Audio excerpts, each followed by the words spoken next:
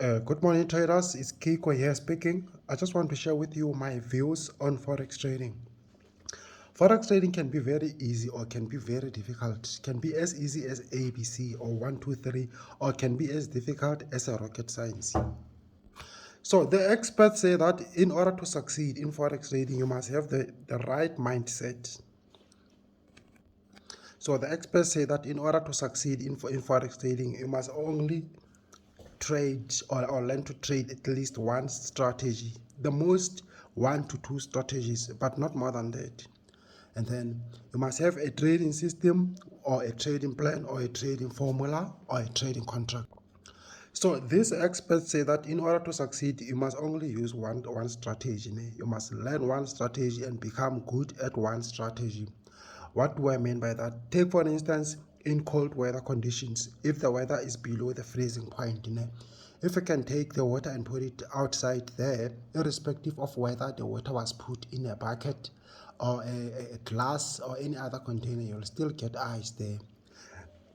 In cold weather conditions, if the weather is below the freezing point, you put the water in a container, irrespective of whether the container is a glass or a mug or a saucer or a cup or a pot or a Fascom, you'll get ice there. So similarly in forex trading, if you guys want to succeed, you must learn at least one strategy and do that strategy over and over again, exploit it. Because the experts say that in order to succeed in forex trading, they choose or they opt for simplicity over complexity, meaning that the secret of trading is to do common things uncommonly well.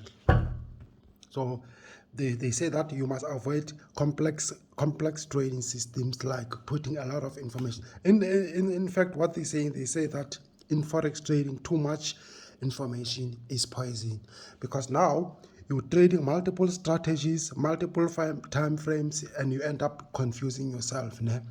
We might find that you are using a lot of indicators. There's stochastics, MACD, parabolic SAR, ATR, Fibonacci, etc., etc. So all those indicators that you guys are trying to use, or maybe one trader out there is trying to use, all those indicators are some kind of confusing to him, because this trader is trading multiple strategies using multiple indicators there, trying to look for confluences, and at the same time that trader is going to try to nurse each and every indicator to align with another indicator, that one also to align with another indicator, forgetting the most important thing, which is price action.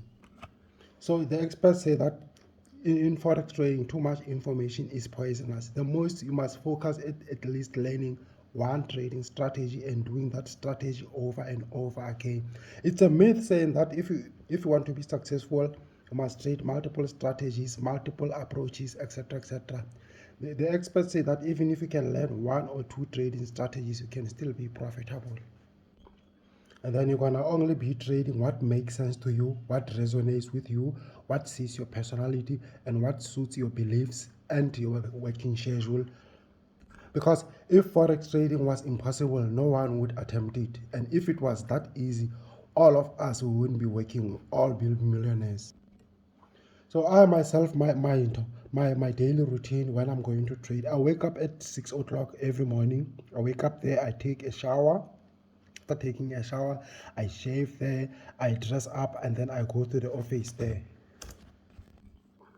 I go to the office there, or the so-called my trading desk, and then I arrive there. I make the room to be comfortable there. I turn up the lights, I connect the internet, I make the room to be friendly, and then the first thing that I would do, I would check for the fundamentals, if there were any fundamentals that day, and then I will note what times are the fundamentals and which pairs are affected there by the fundamentals, and I'll quickly read through my trading plan just to prepare myself emotionally. And I'll observe the vital signs, and I'll evaluate the 8 to 10 candles, and I will evaluate my Asian range, and I will check out the outstanding trading market conditions, and then I would look for the close from the previous day. I would check if my moving averages were crossing. I would check if there was any trend continuation to be spotted. I would check if there was any trend reversal or continuation. I would check out if there's a potential breakout. and I will check if there was any previous rally or a drop. I will check if there were any gaps in the market. I will check if there were any range or any flags. And then I would put the potential trade setup in the watch list, or I would screenshot them, or I would shortlist them, and then I will select the best pair, the best setup for that day. I would select the best setup of that day, of any pair that I'm going to be analyzing. And the best setup for me will be the one of which the moving averages are aligned perfectly or are parallel to each other, and the trend is making a higher high and a higher low if it's an uptrend, and if it's a downtrend is making lower lows and lower highs. And then I would check if this potential setup does not have any barriers in the form of major resistance at H4 or H1 or week 1. I would also check if there is a pair that has got a reasonable spread. I will check if maybe there are no I'll check also if the risk to reward of this pair that I'm taking is alright. I'll also check if the correlated pairs, if the pair that I say is the best pair was going up. I'll also check the correlated pairs if are also aligned with that, are also going up. And then I will screenshot everything and put it there. And then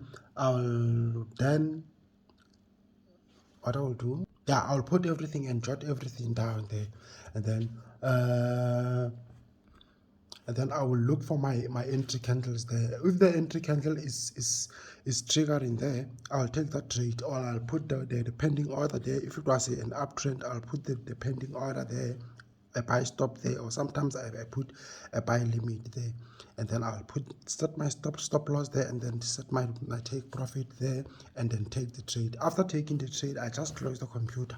I'm expecting only two things: that the trade is gonna hit either my stop loss or my take profit. And then I also want to take you through the currency pairs characteristics, the ones that I've back tested, the characteristics of them, because I believe that in order to succeed in forex trading, you must learn the characteristics of these pairs, know them. That means you should have back tested them enough, know them well. In as much as the soccer fans, the soccer fans know the characteristics of the soccer players very well. They know that this player is having such skills, is capable of doing that, the full potential is this. Similarly, in forex trading, if you want to succeed, you must learn the characteristics of the certain pairs that you are trading. Like, for instance, the JBP pairs. The JBP pairs, GBP USD, it's a good pair. There's got a good volatility. The movement is alright. The pips are alright. The spread is reasonable there in my broker. And then GBP NZD and GBP JPY are relatively also good in terms of spread, in terms of volatility, but the spread is relatively expensive compared to the GBP USD in my broker. And then GBP Swiss franc, GBP CAD, and GBP Aussie are relatively lower in recommendation to me. Unlike the GBP USD, their spread is relatively expensive. Their movement is relatively not good compared to GBP NZD and GBP JPY. And then Euro GBP, I don't like that pair because that pair tends to range for a long time and it offers very little in terms of pips. All right, the euros. The Euro USD pair is a good pair. It moves well, but I don't personally like trading that pair because it's full of manipulation. And then whereas the Euro NZD and the Euro CAD and the Euro Aussie have got a relatively good spread, good movement, but the spreads is very expensive in my broker. And then Euro Swiss franc and the Euro JPY offer very little in terms of pips. And then the Swiss franc price, the dollar chef or the USD Swiss franc is relatively better than CAD, CHF, NZD, CHF, and Swiss yen and Aussie chef, because they offer very little in terms of pips. The USD, dollar yen, dollar CAD, Aussie dollar, those ones move very well. The spread is relatively reasonable because they are the majors. The spread is reasonable, the movement is good, volatility is good, but the Kiwi dollar is relatively lower than the first rate that I mentioned there. Whereas in the CAD, JPY, I hardly trade that pair, and then the Aussie CAD, I hardly trade it as well. NZD CAD, they offer very little in terms of pips, and the volatility tends to be very low according to my back testing. And then the NZT, JPY, and the Aussie NZT, the same. The pips are very little there, the movement is not so nice there, as well as the Aussie yen. And then the atypical trading conditions that I have spotted, if there's a holiday in the USA, the market tends to have a very small volatility that day. And then, or if there is a NFP, in the NFP week, you'll find that the market is very choppy, is that there are the flags, it's ranging there, or the moves are very compact there. And also post-NFP periods, there's a lot of corrections there, adjustments, and the resetting of the market. So it's not very typical to trade during that period. Or if there's a major fundamental news affecting that pair, it's not a typical period also to be trading. Or if there was an obvious consolidation or a barrier on the macro time frame, it was also not a typical time to be trading. Or if there's an obvious near future barrier in the form of support or resistance, I also consider it not to be a typical trading condition for myself. Or if there was any inexplicable compact moves in the market, it's also atypical for my strategy to be trading during that period. Or if there was an inexplicable spike without major fundamentals affecting that pair, I also find it to be atypical to be trading my strategy. The Mondays are usually slow. The Fridays are spiky due to profit taking, and post-fundamental adjustments, the market can be very indecisive there. So my strategy, in summary, my strategy, the strategy that I call it Doc Mali, my strategy is basically based on price action. It's based on price action, it's based on trend following, because in this strategy, I just load the four moving averages there, the 10 EMA, 20 EMA, 50 EMA, 150 EMA, or 200 EMA.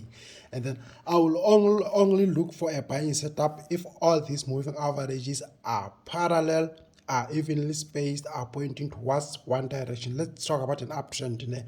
My moving averages must be, for me to consider an uptrend, my moving averages must be all pointing upwards and in sequence, meaning the first one on top must be the smallest one, which is the 10, and the other one which succeeds it must be the 20, the 10 must be the first one, and then the 20 must be below the 10, and the 50 must be below the first two, and the 150 or 200 must be the below the rest, and they must all be parallel and be evenly spaced and pointing towards one direction, pointing upwards. And if they are pointing towards 1 to 2 o'clock in an uptrend, that means that trend is the very strongest trend. And if they are pointing towards 4 to 5 o'clock in a downtrend, that trend is weakest. So I'll only consider a buy setup if the moving averages are parallel like that in a nice fashion, not haphazard, not mixed up. And then I'll consider a buy when the price bounces off on either of the moving averages, either a 10 or a 20 or a 50 or a 150, and then not forgetting that should the price bounce off at the 10 EMA, that means that uptrend is extremely strong. And if the price bounces off at the 20 EMA, I'll know that trend is a very strong. And if the price is bouncing off at the 50 EMA, I'll know that trend is a healthy trend. And if the price bounces off at the 150 or 200 EMA, I'll know that trend is a weak trend. I will take my entry trigger preferably at the London Open, and then I will set my risk to reward at 1:2, sometimes at 1:1.5, sometimes at 1:2, and then my stop loss will be 35 pips or 30 pips sometimes, or 45 pips sometimes, depending on the pair and on the setup of the day. And then as my price moves towards my TP, occasionally I will trail my stops to to break even. Sometimes I'll break it, I'll trail my stop to take profit one, etc., etc. That's all about this strategy called Doc Mali. I hope you guys understand it. But like, if you guys have any queries or would like to organize a Zoom session or anything, feel free to put it there in the group. Thank you very much. It's Kiko signing out.